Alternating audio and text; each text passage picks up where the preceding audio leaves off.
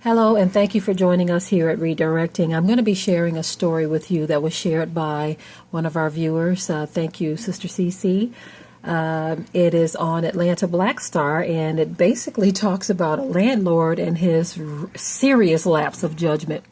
A New Jersey landlord deems his property to be an N-word free zone and refuses to rent to a black woman and her son. So I'm going to go ahead and read some of this article.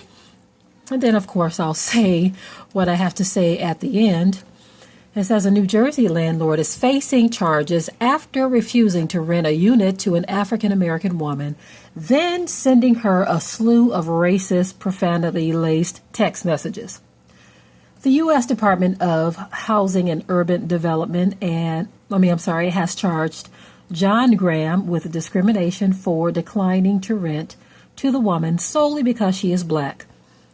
The woman filed a complaint with the department last year, alleging that race was a factor in her and her son being denied the opportunity to rent a 2-bedroom apartment in Paramus that Graham advertised on Craigslist. No one looking for housing should be rejected because of race, much less be subjected to the indignity of racial slurs, said HUD's general counsel.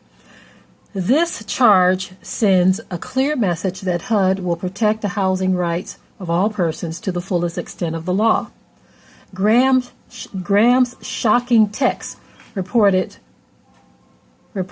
referred to his property as an N-word free zone and made references to white power, according to the department's charge. HUD officials said the incident unfolded in February of 2017 when the woman, who remained unidentified, reached out to Graham about the listing via phone. When she informed him that she would not be by to see the apartment for another 2 days, Graham reportedly hung up on her. When she tried texting him a few days later, Graham allegedly replied with racist comments that included, "I'll have my slave clean it for me," with her slave tone. The landlord also made mention of the KKK, officials said. Charging documents show that Graham then entered a lease with the current renter on February 15th, nearly 2 weeks after the woman inquired about the unit. Documents show the renters were later approved to move into the apartment as of April 1st, 2017. The agency accused Graham of violating the Fair Housing Act on several counts, including refusing to negotiate a rental of a dwelling based on a person's race. The act also prohibits coercion, intimidation, and threats as a means of interfering with any person in the exercise of enjoyment of any right granted by the act. HUD officials said the woman has suffered damages including emotional distress as a result of the incident. 50 years after our nation passed a law prohibiting discrimination in housing, some individuals are still being denied a place to live because of the color of their skin, said Anna Maria Farias, HUD Assistant Secretary for Fair Housing and Equal Opportunity. Today's actions reflect HUD's commitment to protecting the rights of home seekers, no matter their race, and taking action against housing providers that break the law. The department's charge will be heard by an administrative law judge. Now, real quickly, I just wanted to address this with a couple of incidents that I experienced myself. Of course, this is only a couple, 2 of many that I've experienced. But I remember trying to get a job when I was living in the city of Detroit. Okay, I already shared one experience about a woman who gave me the test. I passed the test with flying colors, and I didn't get the job. And her face told me I wasn't going to get the job. And of course, their listings always say EOE, which stands for Equal Opportunity Employers. Well, anyway, there was another job I applied for, and I left a message on the voicemail. Now, initially, the gentleman talked to me. Not gentleman, the guy. I'm going to say the guy talked to me. But when I called back and I left my name, in which my birth name, not Deborah, is very ethnic sounding. I've shared before, I don't like my name, my birth name, Tamiko. I just never have liked it. I told my mom that too, so she knows I've never liked that name, even before knowing who we were as the Israelites. I've never liked that name. But anyway, I left my name on his voicemail and said that I was doing a follow-up call, wanting to get an interview. And he basically called and left me a nasty message, just like what the woman received. Then I tried calling him back. After I got the message, he saw my number and he said, "No buckwheats." And so I called him right back. I said, "Well, sir," and he says, "No buckwheats. We don't hire buckwheats." So he kept hanging up on me and I kept calling back.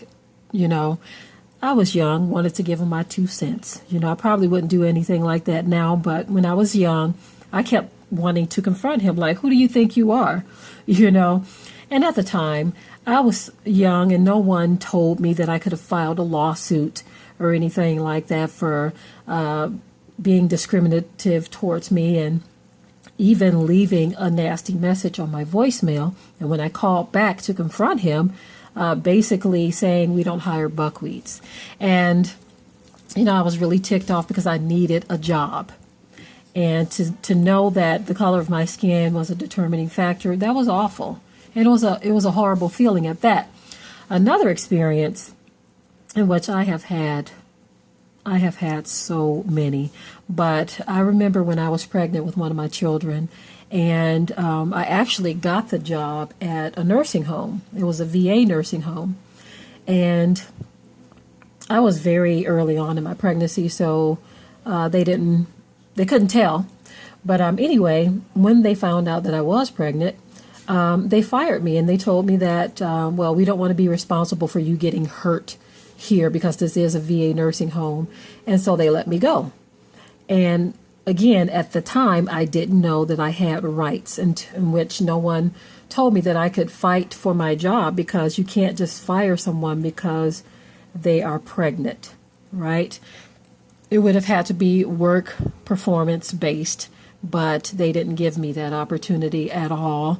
And they basically told me that it was because they didn't want to be responsible for me getting hurt, with that being a VA nursing home, in which most of the residents there were seniors. And not that that mattered. I still realize that seniors can do damage too, but nonetheless, I was out of a job that fast. And so I can understand what this woman has gone through with the housing situation. I've experienced this many times trying to get jobs. And so it doesn't feel good to be discriminated against for any reason. That is the way the cookie crumbles here in America. It is what it is. Okay, family, I'm out.